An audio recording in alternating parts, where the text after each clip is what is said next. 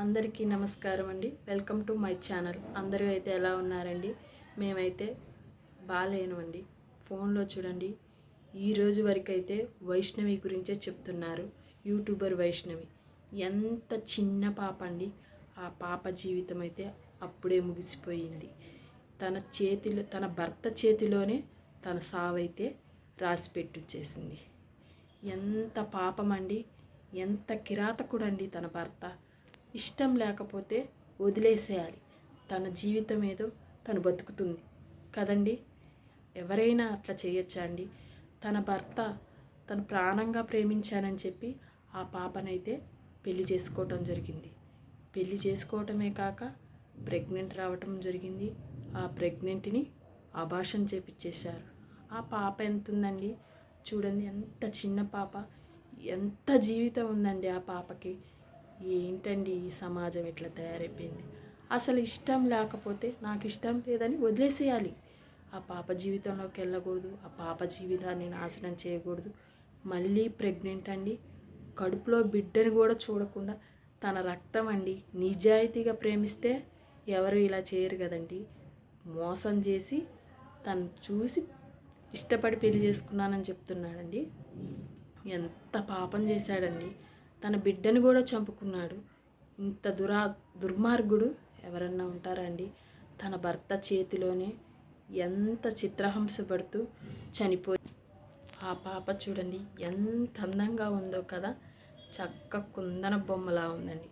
ఆ పాపను చూస్తే ఎలా చంపబుద్ధి అయిందండి. అసలు అంత మరీ దారుణంగా చంపేశాడు. కనీసం కడుపులో బిడ్డ కోసమన్నా చూడాలి కదండి. కట్నం కావాలంటే వేరే వాళ్ళని చేసుకోవాలి.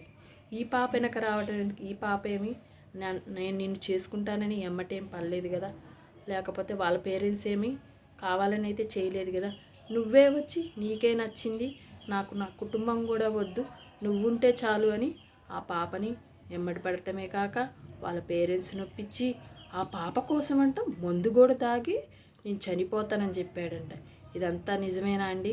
నీ చనిపోయేవాడైతే చనిపోవాలి. ఇలా చేస్తారా అండి? నీకంత ఇష్టమైతే నువ్వే చచ్చిపోవాలి. ఆ పాపని ఎందుకండి అలా చంపేశారు? ఏం పాపం చేసిందండి పాపం? ఎంత జీవితం ఉందండి ఆ పాపకి? 13 మంది అన్నదమ్ములకి ఒక్కతే చెల్లంట. ఎంత గారాలంగా చూసుకుంటారండి, ఎంత మురిపంగా చూసుకుంటారండి. ఇప్పుడు ఆ మిగతా అన్నలకి రాఖీ కట్టే చెల్లెమ్మ లేదు అంటే మనకే ఊహించుకోవటానికి ఎంత బాధ అనిపిస్తుందండి. ఇంకా కుటుంబం ఎంత బాధపడుతుందండి. ఎందుకండి ఇలా చేస్తారు? అసలు ఇష్టం లేకపోతే వదిలేసేయాలి. ఇలా చేయకూడదండి. ఒక ప్రాణం తీయకూడదండి. అసలు ఎందుకండి ఇలా చేయటం? వైష్ణవి తల్లి ఎంత బాధపడుతుందండి, తనకి ఎంత కడుపు కోతండి. అదే స్థానంలో, వైష్ణవి స్థానంలో నీ నీ చెల్లో నీ అక్కో ఉంటే నువ్వు ఊహించుకో, నీకెలా ఉంటుంది? నీ నీ తల్లి పడే బాధ నీకెలా ఉంటుంది? మూర్ఖుడు కదా, నీకెలా తెలుస్తుంది?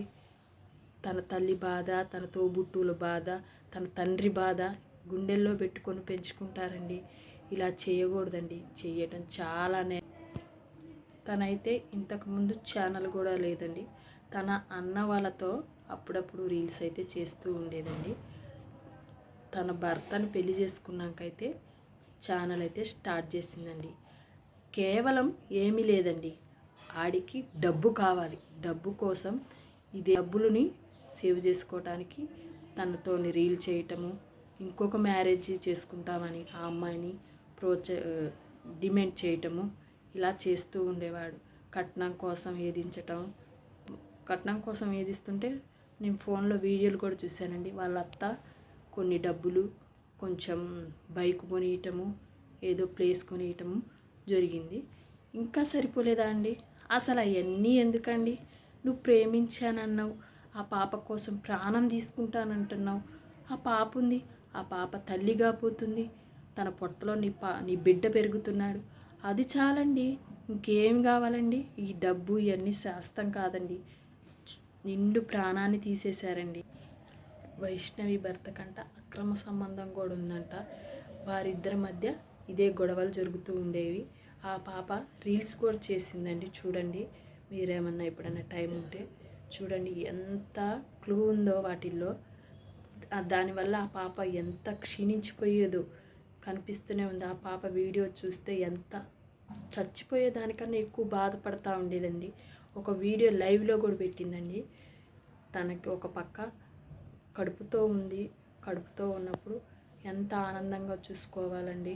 అట్లాంటి వాడే టెన్షన్ పడుతూ అసలు ఫుడ్ కూడా తినలేదు ఈరోజు అని కొన్ని వీడియోలో చెప్తూ ఉండేదండి. నేనైతే తన వీడియోలు కొన్ని చూశానండి, ఎక్కువైతే చూడలేకపోయాను.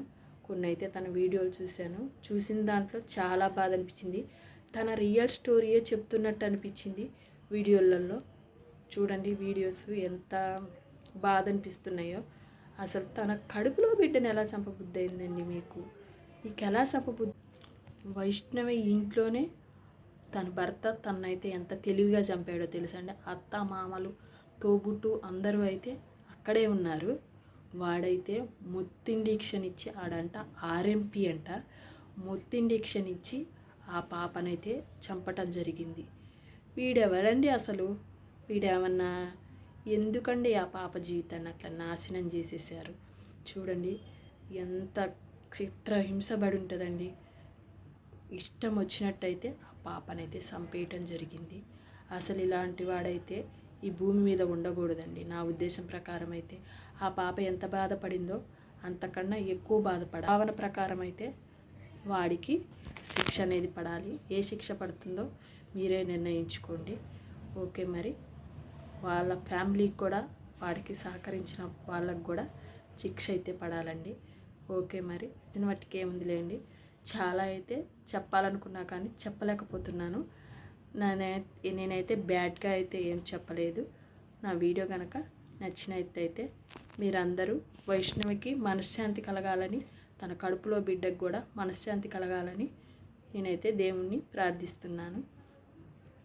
ఓకేనండి, ఈ వీడియో అయితే ఇంతేనండి. నచ్చితే లైక్ చేయండి, షేర్ చేయండి, సబ్స్క్రైబ్ చేసుకోండి.